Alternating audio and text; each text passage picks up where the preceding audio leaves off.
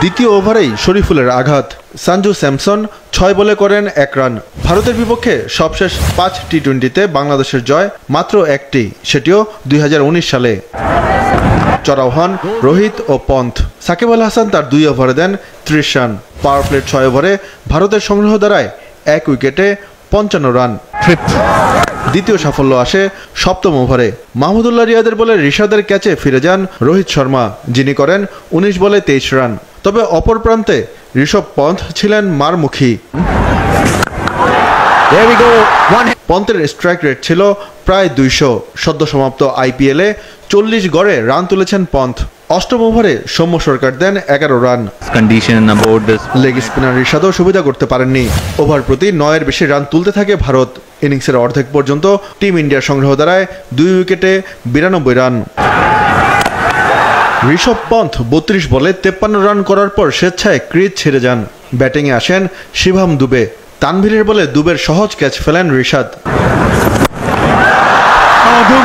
কিন্তু মাহমুদুল্লাহ রিয়াদ সেই আক্ষেপ দূর করেন 15তম ওভারে। শেখ মেহেদির বলে অসাধারণ ক্যাচ নেন রিয়াদ। 17তম ওভারে তানভীরের বলে হার্দিক পান্ডিয়া মারেন টানা 3 ছক্কা। অবশ্য সেই ওভারেই সূর্যকুমারকে ব্যক্তিগত 31 রানে ফিরিয়ে দেন তানভীর। 20 ওভারে ভারতের সংগ্রহ দ্বারায় 5 উইকেটে 182 রান।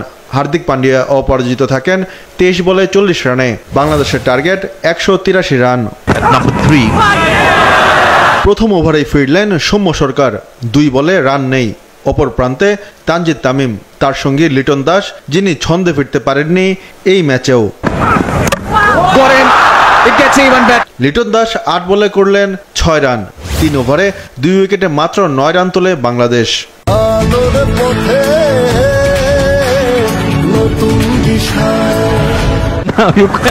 চতুর্থ ওভারে হতাশা বাড়ান নাজমুল শান্ত। 6 বল খেলে রান নেই। সৌম্য, লিটন ও শান্ত 3 জন মিলে 16 বল খেলে করেছেন 6 রান। পাওয়ার প্লের 6 ওভারে সংগ্রহ 3 উইকেটে 27 রান। আশা দেখেও ব্যর্থ তাওহিদ হৃদয়, ফিরলেন 14 বলে 13 রানে। তানজিদ তামিমও টিকলেন না। 10 ওভারে রান 5 উইকেটে 46। 60 বলে দরকার 137 রান, হাতে 5 উইকেট। বিপদে হাল ধরেন মাহমুদুল্লাহ। 28 বলে 40 রান করে স্বেচ্ছায় ক্রিজ ছেড়ে যান তিনি। সাকিব আল হাসান করেন 34 বলে 28 রান। শেষ পর্যন্ত 20 ওভারে 9 উইকেটে 122 রানে থামে বাংলাদেশ। ভারত জেতে 60 রানে। বিশ্বকাপে বাংলাদেশের প্রথম ম্যাচ শ্রীলঙ্কার বিপক্ষে। খেলাটি হবে বাংলাদেশ সময় 8 জুন শনিবার সকাল 6:30টায়। যুক্তরাষ্ট্রের ডালাসে হবে এই ম্যাচ।